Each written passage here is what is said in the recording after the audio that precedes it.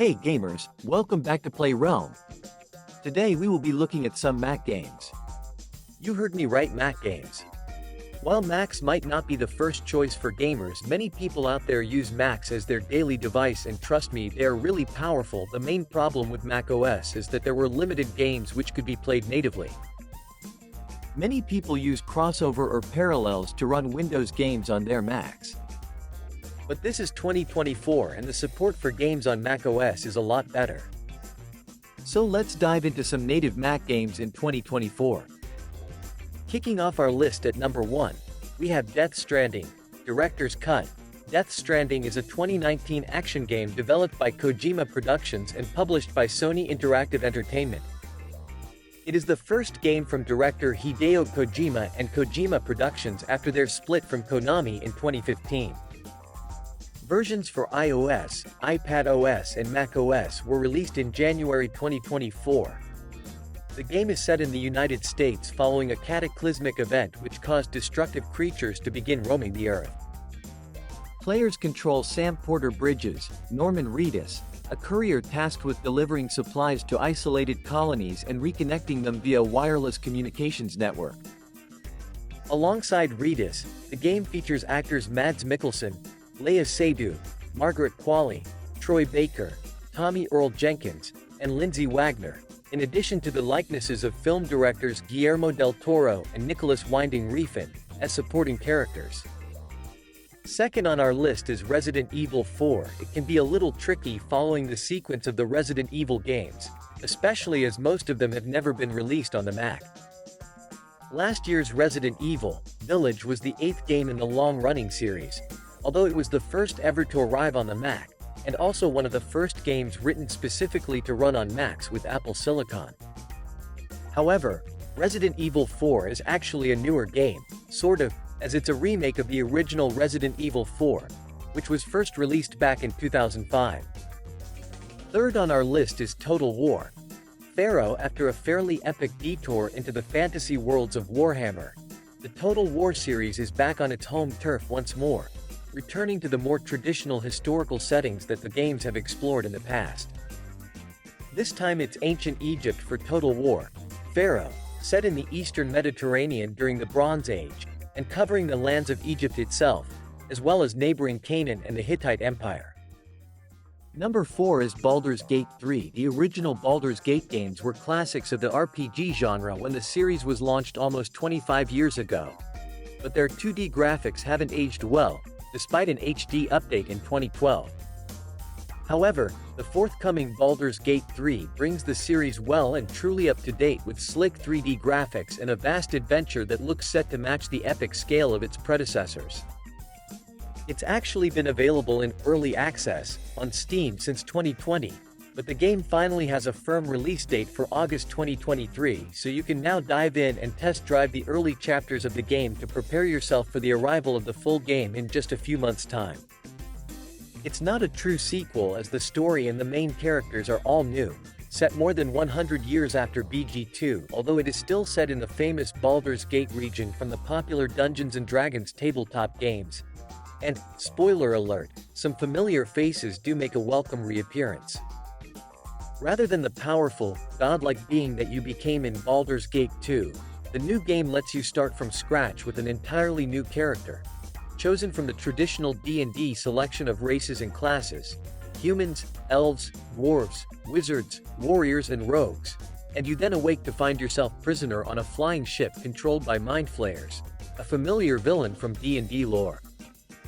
The ship is attacked by dragons, but you're able to escape, only to find that a Mind Flayer larva has been implanted inside your brain. So, along with other survivors from the crashed ship, you set out to try to find a cure and then quickly find yourself embroiled in a mysterious war between the Mind Flayers and an assortment of enemy races, who won't be fully revealed until the game's launch in the summer. Number 5 is The Elder Scrolls Online. Along with World of Warcraft, The Elder Scrolls Online, or ESO to its thousands of fans, is one of the few A-list MMO titles that still supports the Mac. Sadly, we lost Guild Wars 2 a couple of years ago. But, unlike WoW, you don't need to pay a monthly subscription to play the game. which makes it great value for players who want to immerse themselves in hundreds of hours of quests and adventures in the game's online world of Tamriel. Some people, i.e. me, also prefer its grittier graphical style to the Disney-esque cartoon graphics of WoW. ESO keeps its fans coming back year after year by releasing regular expansions, which it refers to as chapters, as each new chapter brings a new story and a new series of quests to the game, as well as opening up new zones for you to explore. The latest chapter is High Isle, which takes you to the homeland of the game's Breton race, and throws you into a story of political intrigue involving High Isle's rival factions and a mysterious organization known as the Ascendant Order. Other new features include a new deck-building card game that you can play to while away a few hours, and 2 new computer-controlled companions for players who prefer to go questing on their own. And, of course, there are plenty of new quests to complete and dungeons waiting to be plundered. Number 6 is Resident Evil.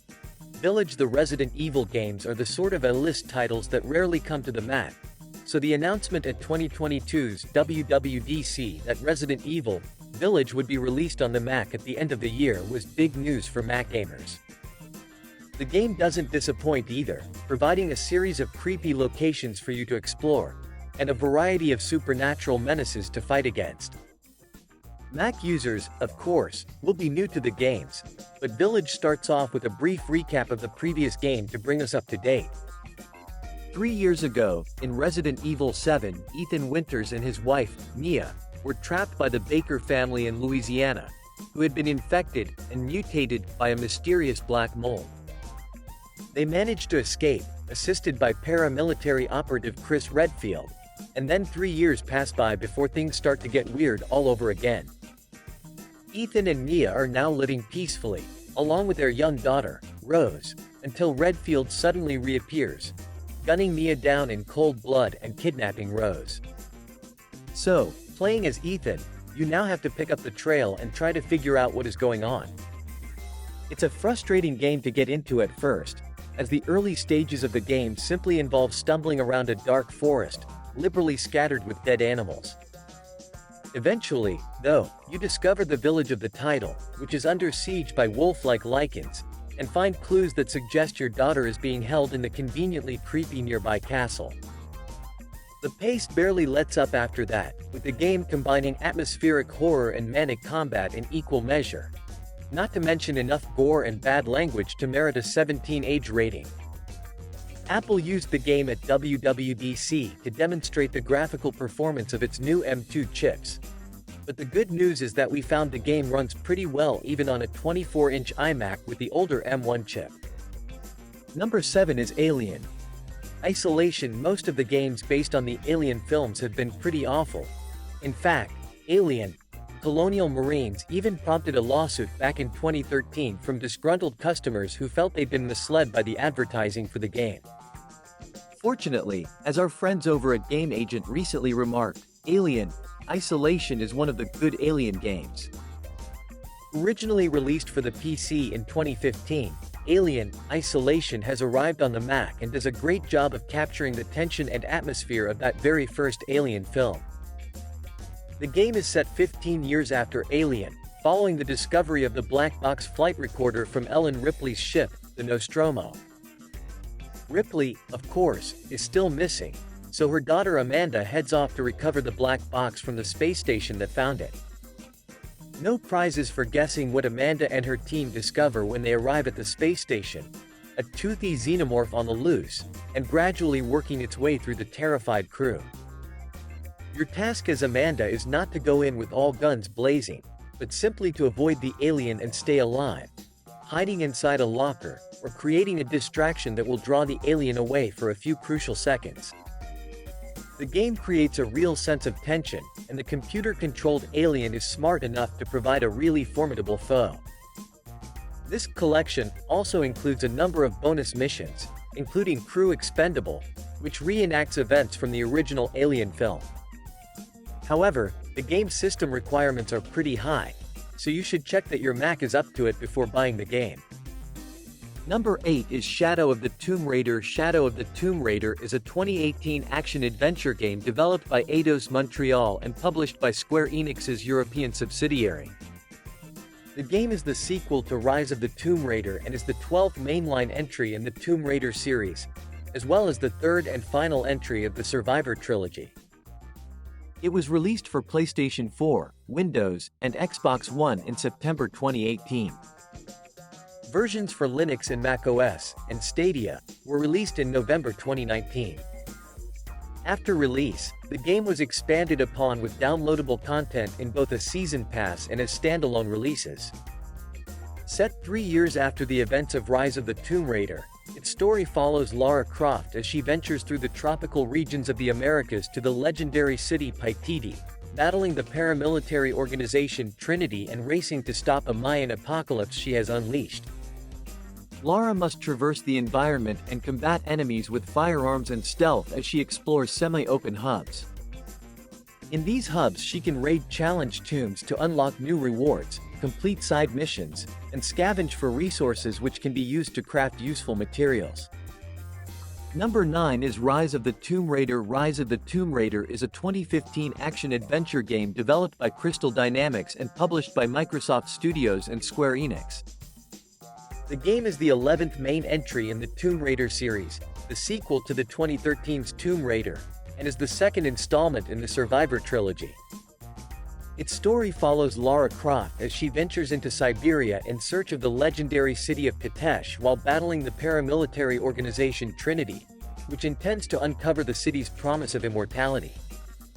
Lara must traverse the environment and combat enemies with firearms and stealth as she explores semi-open hubs. In these hubs she can raid challenge tombs to unlock new rewards, complete side missions, and scavenge for resources which can be used to craft useful materials. And finally, number 10 is Metro Exodus. Metro Exodus is a 2019 first-person shooter game developed by 4A Games and published by Deep Silver. The game is the third installment in the Metro video game series, which is based on Dmitry Glukhovsky's novels.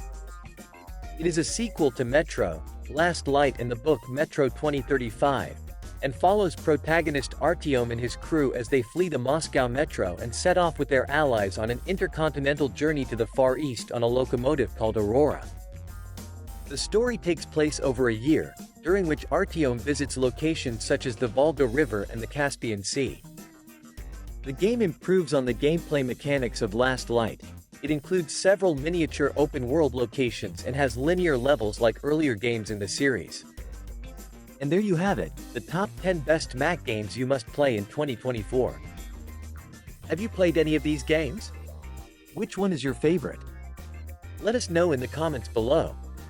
Don't forget to hit that like button, subscribe to Play Realm, and ring the bell to stay updated with our latest content. Thanks for watching, and happy gaming!